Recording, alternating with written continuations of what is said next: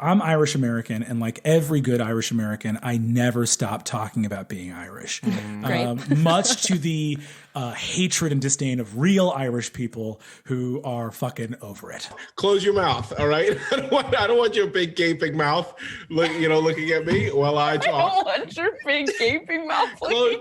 Put those Irish lips together. This first question comes to us from Daniel O'Lobo. Thanks, Daniel O'Lobo.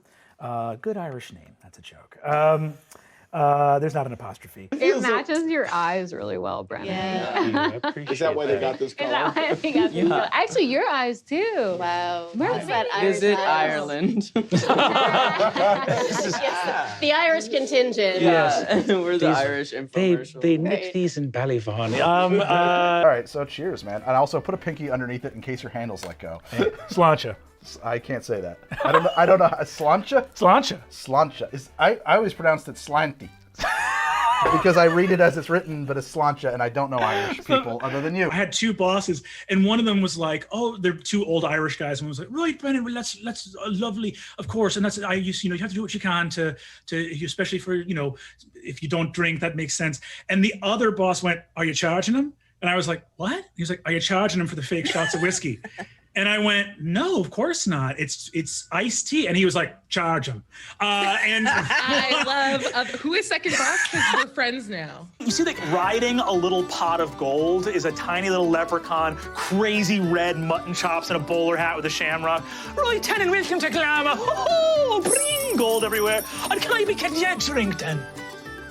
Yeah, I'll take one of your Manhattans, please. Oh, Manhattan coming right open for you, sir. I just take water.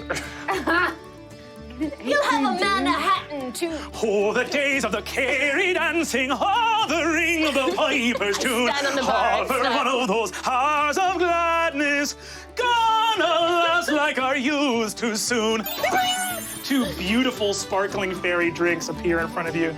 Are you crying? The ghost of St. Patrick's Days Past. Oh, pa-ti-to-ta-ti-ta-ta. Right, Ebenezer Scrooge. You go, you're a Cahamadon. Ah, you bastard man. My name's Seamus O'Finnegan Ryan McPhee. You must learn the true meaning of St. Patrick's Day and what this day was all about when first the blessed saint came to the Emerald Isle. Come with me, Ebenezer. Here is the blessed St. Patrick driving the snakes out of Ireland. He's murdering pagans, Ebenezer Scrooge. He's making the island right for the Lord, the one true Lord, Jesus Christ, Ebenezer Scrooge. And you learn to live with him in your heart, or it's to perdition you'll be bound. Tippity-tatty-tatty. it's not a wonder that people hold on to their cultural identity so hard when the place is as diverse as America. And in fact, when people don't have a connection to their cultural identity from whatever, with the exception of Native Americans and people that actually their cultural identity is from this continent, I find it weird when people don't have a connection to wherever they're to that heritage or identity. Right. For example, when I meet this, I'm going to say something maybe problematic. When I meet white people who are like, "I'm American," I go like, okay, cool. Do you have any other? What is your culture about? My culture is about America and being American. I go, okay. Well, all right. Very good. Very good. Enjoy your whatever it means to be a white American is. 40 million people in America claim primary Irish ancestry. Similar numbers in Australia, similar numbers all around the world. There's 6 million Irish people in Ireland, right? 6 or 8 maybe. Yeah. But I think it's 6. Ireland was occupied for centuries. The famine there was partially politically engineered. There's a literal diaspora of people who left that place. In other words, a lot of people who left Ireland didn't want to. Right. And that creates an environment where people hold on dearly to their so much longing. culture. And there's a lot of fucking longing. So I get why it's annoying to have a bunch of fucking Americans come back and be like, hey, my name's John McGinty. I get it. Yeah. I get what your whole fucking deal is. I get that would be annoying. Conversely, diaspora is real, and it's not totally unthinkable that people would really sing romantically about a place that they maybe left because they had to. And this Teamster goes, oh man, this place, what the problem with this place is? And I was like, what, like Broad Channel? He was like, yeah, this whole fucking neighborhood, this little island out in the middle of nowhere. You know what this problem is? Shanty Irish. They're all fucking inbred. They're all fucking Catholic. They're fucking sick. They're a sick people. And I'm there like trying to pull my hat over my bright red sideburns. And I was like, sir, I also hate the Irish. And you're right too. They are a bastard people. We get to set. And here's the thing, right? There's no such thing in the modern day of like, there's no anti-Irish racism really. It's like a joke. It's a historical anachronism from, the 1800s. And it's like, but in any case, the dude's like naked prejudice, let's say, just left me a little rattled. It was so weird. It was so weird for him to share that. I didn't know this guy. Yeah. I look pretty visibly Irish, I think, but also like, it's fine. But also just like, why share? And what the hell, Shanty Irish? What the fuck? So in any case, I'm a little visibly shaken, and Sean Souza and Alan Wolf are both there, and they're looking at me, and they go like, "Hey man, are you all right? You look like you've seen a ghost." And I was like, "I'm okay." This Teamster that was driving just said this shit that was like really upsetting, and I don't know. I'm not like traumatized because again, this is not a real. The Irish are not discriminated against in modern America, but it just was upsetting. It was just a little upsetting to hear, and they're like, oh, and literally the guy's like, fuck that Rusky, that fucking communist, that red could go, fuck him, don't worry. And he's like, fucking Teamster, don't worry about it, you're fine, right? Later that day, and here's where I went wrong. They were serving mashed potatoes that day. These mashed potatoes were so bomb. They were so tasty. They had like the butter and they were fluffy, and it was clear they hadn't been made from a box, but they were like whipped up, and like good mashed potatoes are like 50% butter, right? They're like so good. And these are long days, and you get these lunch breaks, and if you don't hit it on the lunch break, you're just going to be eating like Welch's fruit snacks and shit. So like you got to eat when it's time to eat. So I come to the table with half my plate is a mountain of mashed potatoes. A couple of eyes dart to my plate. Nobody says anything.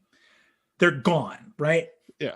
The moment people get called for seconds, because you want to make sure everyone gets first, I'm already hovering around the back of the line. Come in with seconds. Another mountain of mashed potatoes. This time people make eye contact with each other. I clocked it on that second time, but I was like, well, maybe it's fine, whatever. I went back for thirds. I didn't get a full mountain. I just wanted a little bit more. I got a normal portion size on my thirds. I sit down. At this point, I've fucked up. I've done something wrong. So I'm sitting there putting my thirds. My lunch is wrapping up, and I hear a noise behind me. And says, and there's a whop, and a ladle full of mashed potatoes lands in the middle of my plate and splatters all over me.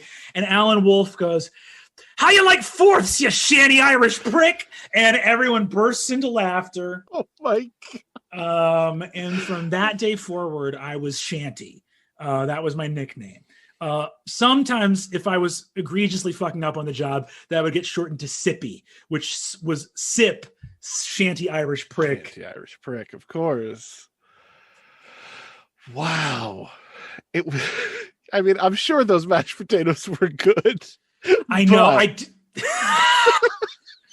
It was wrong to ask for that empathy and understanding from guys who only ball bust all day. Like they kind of put themselves out there to kind of reach out to me and be like, "Hey man, you're all right. Like don't worry about that guy. He's an asshole." And then for me to go and I left out a big part of the story.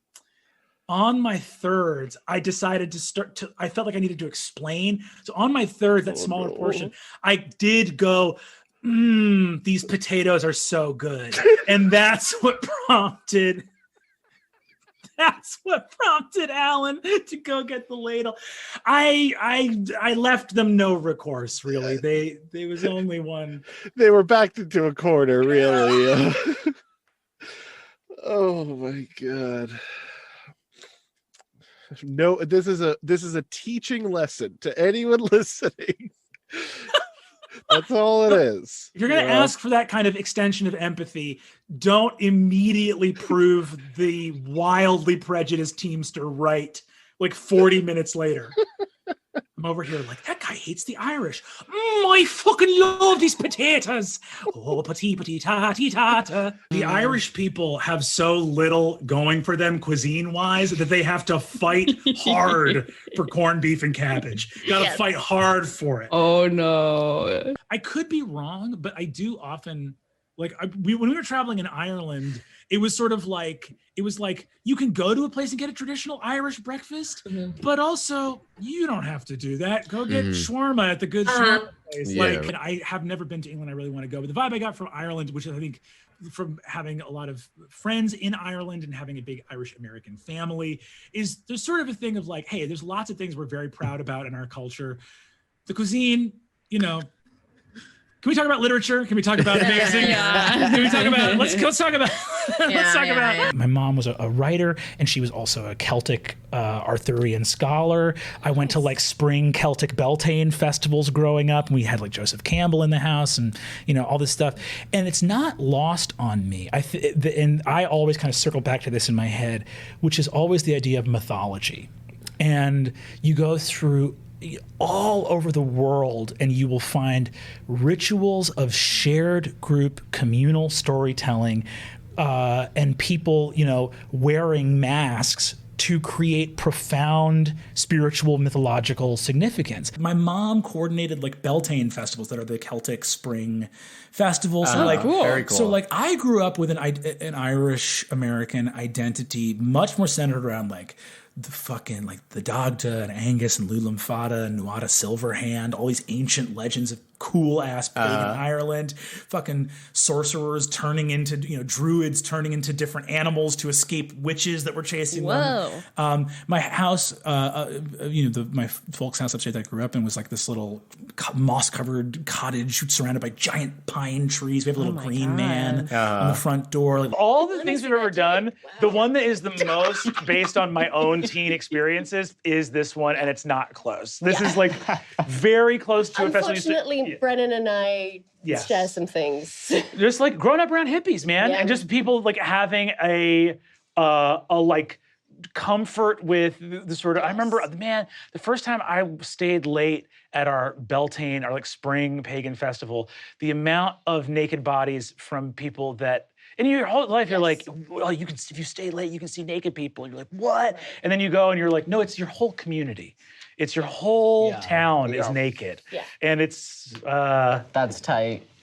Honest, hey, Allie, it's really not. It's quite the opposite of tight, I would say. I'd way rather be within 30 feet of a vulture. I was raised on pagan stories, like Irish, Celtic, old school. I went to Beltane festivals growing up. So to me, with Catholic cousins, like Irish Catholic cousins, I have never been baptized, let alone confirmation, let alone any of that other shit. Either. Fuck yeah, dude. Fuck yeah, right? Like I found out recently from my dad that like my Irish Catholic grandmother like wept and wept because they wouldn't baptize me. And but what's so funny is regardless of the alternative ways in which I was raised, the degree to which I default to heaven and hell, when I think back on it, I go like, is that is that the Catholicism I didn't get raised in, or is that straight up Looney Tunes? Right. Because the earliest memories I have are you get shot, angel, harp, halo, you shoot up. That's cartoons, baby. Like it's so pernicious and insidious. And there is a wild degree to which, even when you assume that you maybe have escaped certain parts of it, how much have you really escaped them? My whole thesis that I wrote was about how much of Irish Celtic mythology got adopted by the Catholic Church when it came to Ireland, right? Where Bridget, the goddess of fire, becomes Saint Bridget, whose aspect is the Trinity, even though she was a triple goddess. And that the fairies, you see this everywhere, that one of the problems, it happened with the Vikings too, one of the problems of converting people who have this sort of like polytheistic background is they will often accept the new god because it's like, hey, we got lots of gods. You have a god who... Why not? Why not? That seems great to me. And then how hard it is to get rid of that folklore of like, we're going to keep a little nail up above the door for the fair folk. We're going to leave some bread out on the thing. We're going to leave... It's like it never... Tie a red ribbon on the crib of the newborn baby, you know? Yeah. And it never really goes away, which is a beautiful thing, right? Even as it's like diminished, it's like people hold on to those beliefs and hold on to those stories. And within that Celtic folklore of running D&D games of how do you make fae, how do you have these other world things, to me, the magic in the mundane is essential in fairy folklore telling. The Unsleeping City, which is the whole idea of like a setting in New York City, like a magical New York, is all about like liminal spaces, the interplay between the dream world and the waking world. And, you know, there's this feeling you get as a kid where you're looking around and, you know, we used to go down by these sort of rapids that were these little river to go swim in. And there were like fairy houses built all along the riverbed of just like little pile of acorns with some pine needles and stuff like that.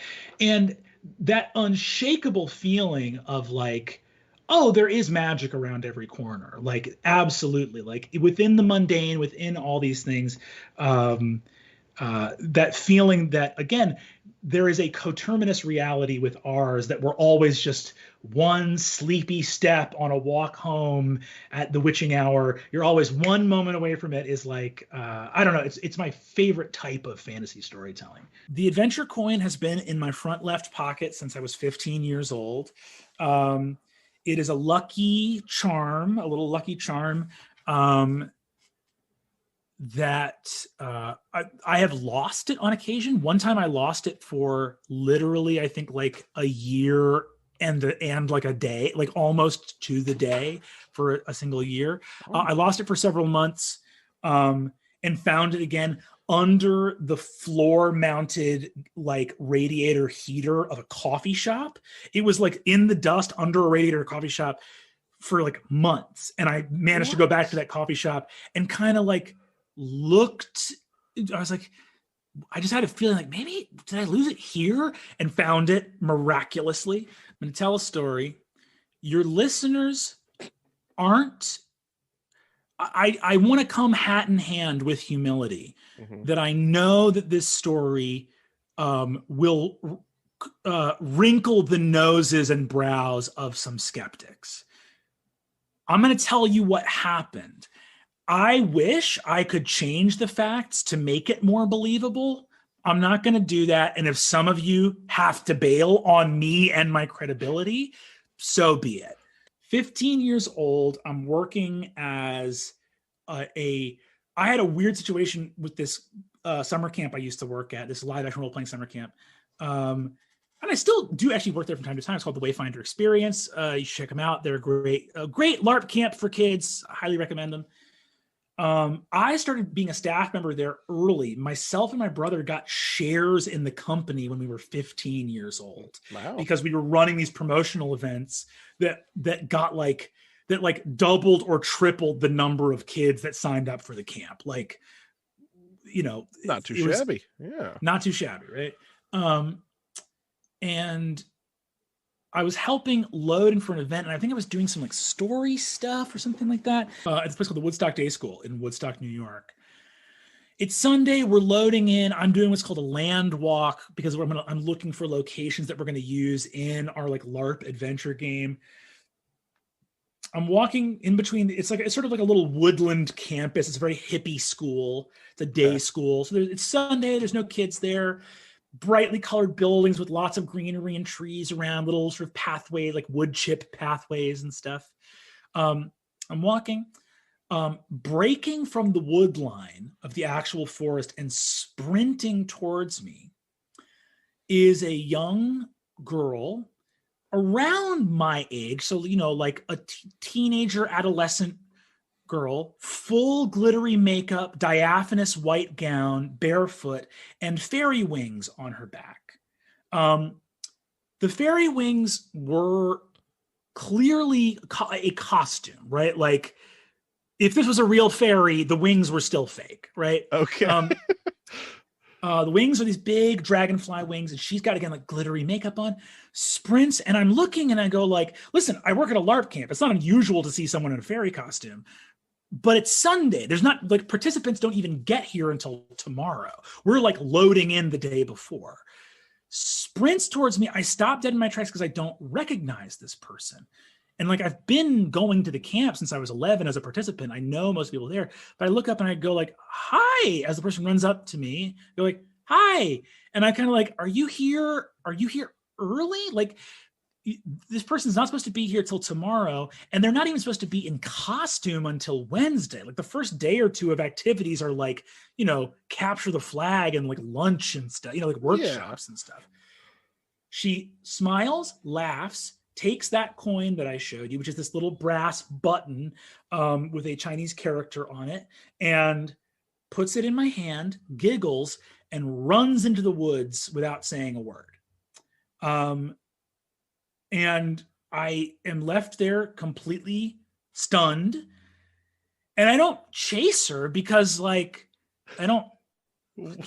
That's like a strong move to be like, you need to explain who you are. Like, explain this joy you've entered into my life. Like, I'm going to grapple her to the ground and be like, that interaction was too strange. Explain yourself. Like, it, I'm like baffled and befuddled. I just watch her run and I'm like, hey, and she's gone. And I never saw her again. And if that feel like she doesn't come the next day, she's not there on Wednesday.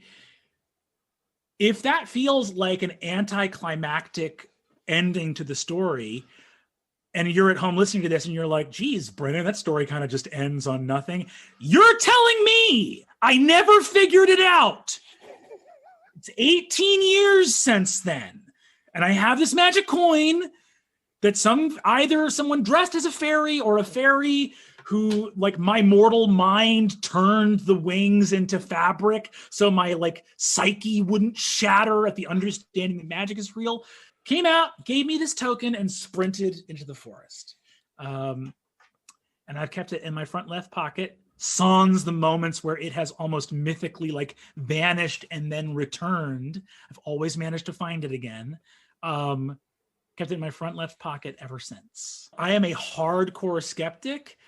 But like, here's the thing, even being a hardcore skeptic, like, is this day school in upstate New York, specifically in Woodstock, New York? Yes. Is the campus surrounded on all sides by residential homes that would have young or like teenage age children in them? Yeah, for sure.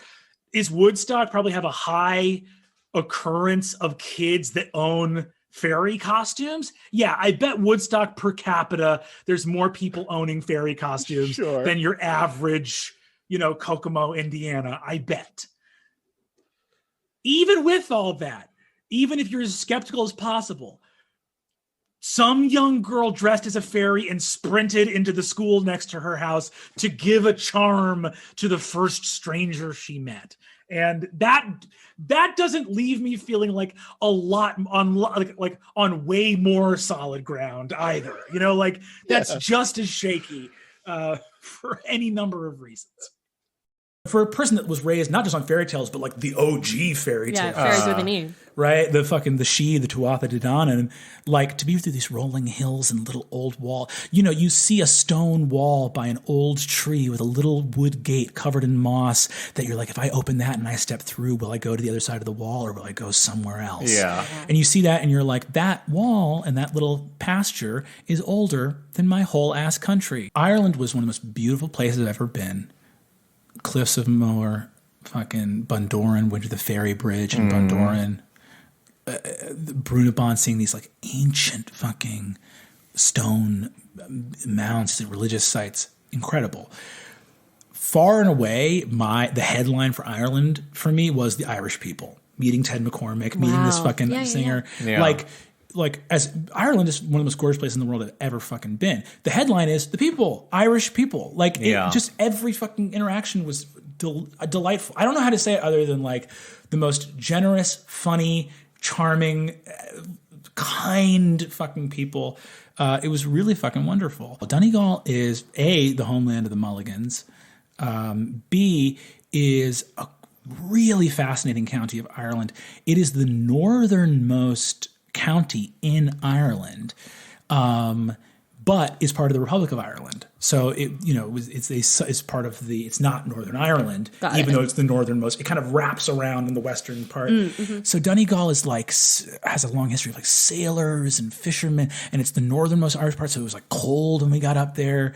It was just like, and we went to this place called the Ferry Bridge, which was how do I describe this? Okay, rocky shore. So like cliffs, but we're talking about like 20-foot cliffs of the ocean. You're not like towering over. And there's this little like coves, little kind of like, not even coves, but just like places where the sea has kind of chewed a little chunk out of the rock wall. The Ferry Bridge is this place where the sea chewed away a little bite into the rock wall, but it left a bridge of stone. So in other words, what you're looking at is, picture this. Okay, here's what I want you to do. You're approaching this little cove. It's a little bite into the cliffside where waves come in and splash up and like mist shoots up, right? Normal. Right. Now what I want you to do is you're looking at the sea coming up into this cove, and I want you to, in that bite, at the lip of it, where it goes back out and it just becomes the cliff line again, Right. put a bridge of stone over the little cove that's coming. You get to the little inlet, and again, this inlet is like, 80, 100 feet wide or something like that. You're looking at the grass, you get to the edge of the cove, you look down, you see the rocky cliffside going down to sea tide coming in, and then you keep looking up and you hit land again, which is the bridge coming over. And the bridge is stone, but covered in green grass. So it's like a fairy bridge. You're looking at this like, you can walk across the grass over a bridge of stone, knowing that the tide is underneath you. Totally gorgeous and incredible. And there's a ancient flat stones set into the hillside, which is like an ancient Celtic throne. Oh, wow. Because this place has been here for like thousands of years. So they're like, any group of Celts would have seen this and been like, oh, this place is straight up magic. So I was like breathtaken with the beauty of it. My mom took a seat in that throne. And right as she did, 2 crows flew right over her head and out towards the sea. And I was like, my mom is magic. And this is a magical place. This is magical. I also had a lot. My early childhood was a lot of being read. Was it like Ella Young's like Celtic Wonder Tales? Oh, yeah. Big mythology. Big kid. mythology. Yeah. So I got the vibe. I was like, this guy got a double scoop like I did of the good old shit. There is something about these very archetypal stories, and we have folklore that goes all the way back. Because I grew up in a household that had, like early Irish Celtic pagan, like stuff that's like truly centuries or millennia or whatever old, and then that gets updated because like fairy folklore is of course the old Irish Celtic stuff reacting to the introduction of Christianity. And then you have tall tales, which are even more recent than that. And then you have like modern commercial mythologies like superheroes and stuff like that. My background was very like pagan and Celtic and Arthurian, but I still grew up on all these like fairy tales that were very Campbellian. And there's this idea of the kind of myths I consumed as a child being like light always wins over dark. It's inevitable. There's a prophecy. The hero will come. They were given a sword by the fairies. They can't be beaten. It's always going to work out in the end. And then you grow up and learn any amount about the real actual world we live in. And if those myths form your emotional worldview, there's a tremendously painful, like, cognitive dissonance that occurs where you're like, emotionally, I have been prepared for the battle of good versus evil to be predetermined and unlosable. Talking to my mom, who's a study of all kinds of folklore and Celtic mythology and stuff.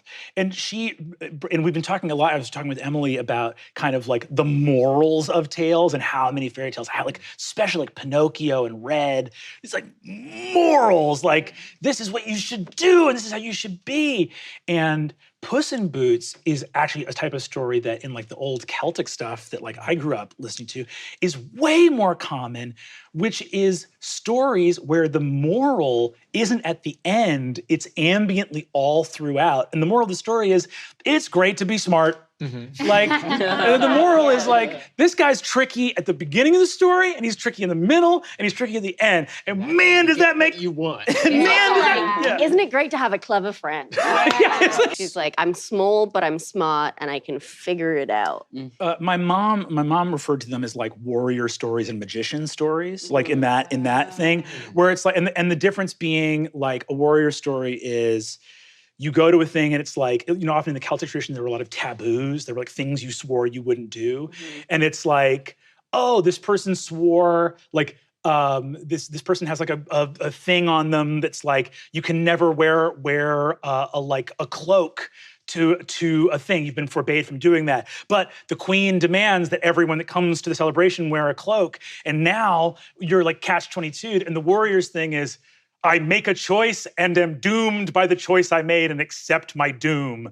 And the magician thing is, I made a cloak out of fog.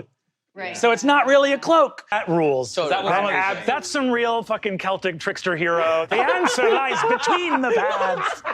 I think my dad, when I was growing up, got really worried. He called my mom because she was like away on a trip somewhere, and he was like, Brennan has been pretending to be Sir Gareth of Orkney for 3 days. Are we worried? Is this a problem? Do we call somebody? And my mom was like, he's fine. You know, like, is he eating? Great. He's taking a bath? Great. Good. Like, we're all good. I grew up with all of this knowledge about Druids, ancient Ireland. One of the years for Halloween, I went as Cahulan. That is, or I'm sure someone who actually speaks Irish is going to be like Cahulan, fucking mispronouncing it. Whatever, dude. But you know, went as this like ancient Celtic hero, like basically the Hercules of Ireland. I love that. He went into the Riastra, the battle frenzy, where one eye would become as big as a saucer, the other would become as small as the head of a pin, and a drop of blood would appear on every tip of his hair, which is the crazy old Irish legends. Whoa. Cool shit. I turned to the guy and I'm like, did you just break my friend's glasses?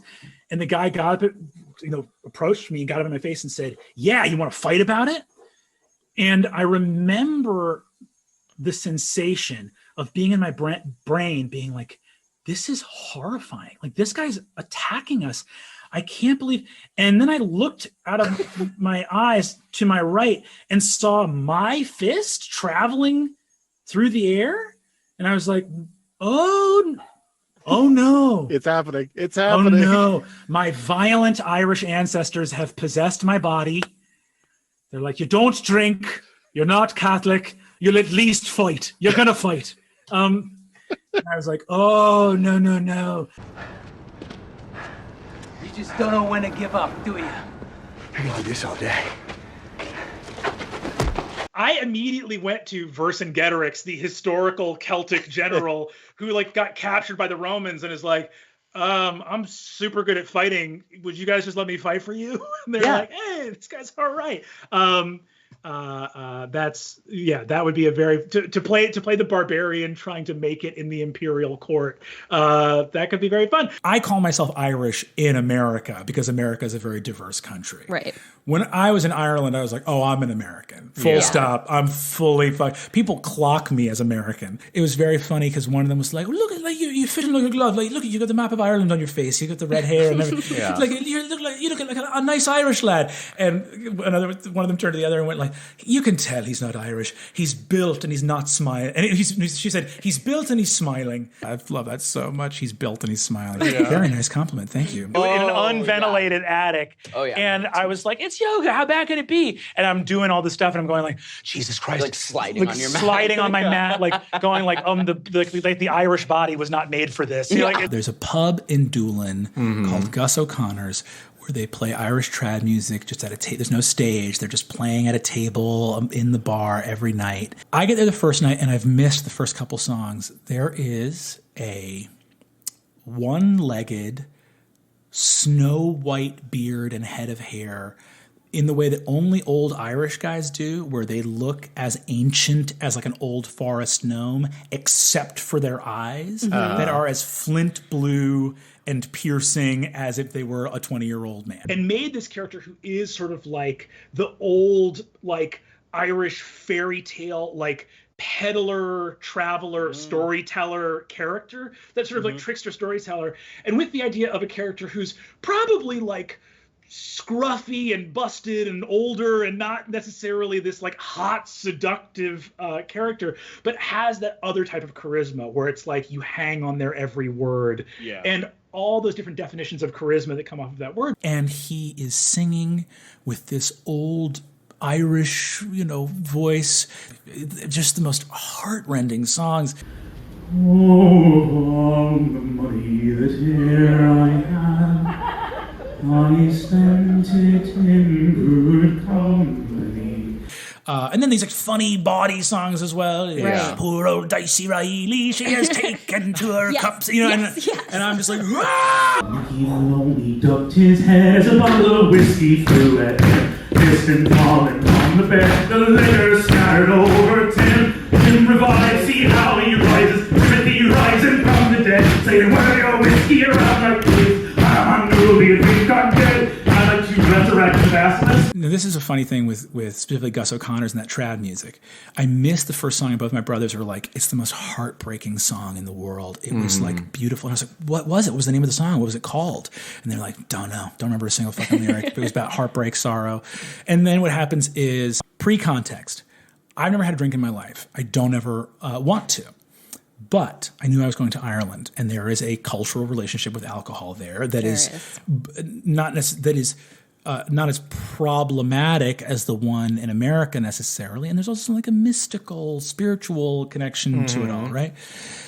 So I talk to Izzy and I say, what do I do if I'm wandering through a misty glade and a little old man jumps up from behind a well, hammering on one shoe underneath a dock leaf, and he takes me to a secret poachine still off in the mountains and offers me a cup of whiskey under the starlight. What do I do? And Izzy internally is like, this man has a loose grip on reality.